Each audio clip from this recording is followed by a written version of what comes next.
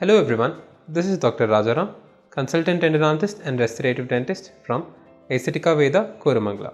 Teeth whitening is a cosmetic procedure that aims to lighten the color of your tooth. It can be done by various ways, either by involving a professional dentist in a dental office or by using various over-the-counter products such as whitening gels and whitening strips. Tooth whitening is done by application of chemicals on the surface of the tooth that remove the discoloration that are present on the surface and lighten your tooth color.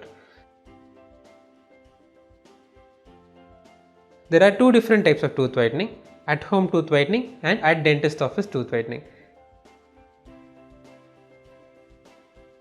The dental office tooth whitening is much effective and helps in attaining the results at a much faster pace, while at home tooth whitening demands more amount of time and it also requires more frequent visits to the dentist for ensuring that the results are being obtained at the proper pace of time.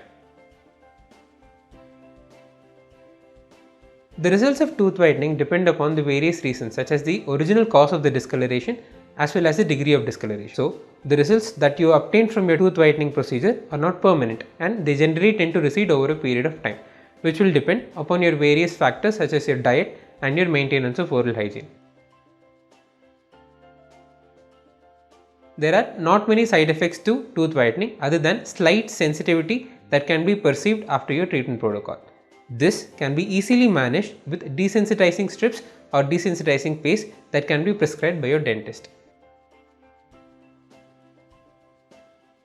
There are very minimal diet restrictions post tooth whitening, as it is only the few initial days immediately after the tooth whitening that you should restrict yourself from having colored food substances or any beverages that could induce any kind of coloration to your tooth structure. After that, you can naturally start resuming your hygiene process and your food consumption process and ensure that any discoloration that is produced by the food you consume is removed promptly after you eat them.